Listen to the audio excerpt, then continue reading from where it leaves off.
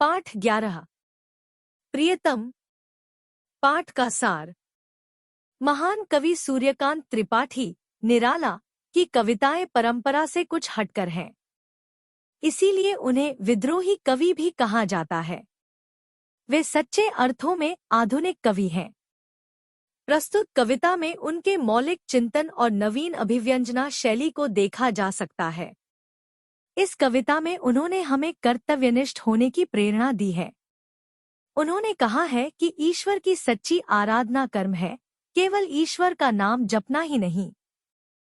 जो व्यक्ति अपने कार्यों को पूरी लगन से करते हैं, ईश्वर भी उन्हीं से प्रेम करते हैं। एक दिन विष्णु जी के पास गए नारद जी पूछा, मृत्युलोक में वह कौन है पुण्यश्लोक भक्त तुम्हारा प्रधान? विष्णु जी ने कहा, एक सज्जन किसान है प्राणों से प्रियतम, उसकी परीक्षा लूंगा। हंसे विष्णु सुनकर यह, कहा कि ले सकते हो। नारद जी चल दिए। पहुंचे भक्त के यहाँ देखा, हल जोतकर आया वह दोपहर को।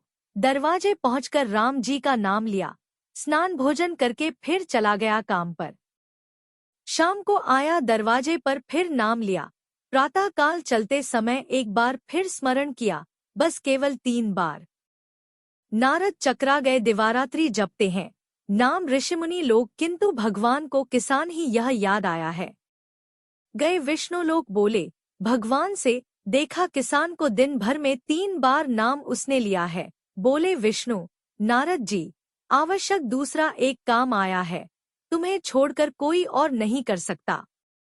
साधारण विषय यह बात को विवाद होगा, तब तक यह आवश्यक कार्य पूरा कीजिए।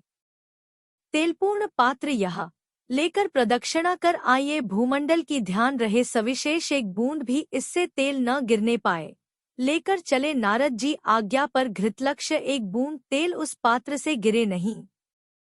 योगिराज जल्द ही विश्व पर्यटन करके लौटे, बैकुंठ को तेल एक बूंद भी उस पात्र से गिरा नहीं। उल्लास मन में भरा था, यह सोचकर तेल का रहस्य एक अवगत होगा नया। नारद को देखकर विष्णु भगवान ने बैठाया, स्नेह से कहा, यह उत्तर तुम्हारा यहीं आ गया, बतलाओ पात्र लेकर जाते समय कितनी बार नाम इष्ट का लिया? एक बार भी नहीं। शंकित हृदय से कहा नारद ने विष्णु से, काम तुम्हारा ही था, ध्यान उसी से लगा रहा, नाम फिर क्या लेता? और विष्णु ने कहा, नारद उस किसान का भी काम मेरा दिया हुआ है। उत्तरदायित्व कई लादे हैं, एक साथ सबको निभाता और काम करता हुआ नाम भी वह लेता है। इसी से है प्रियतम।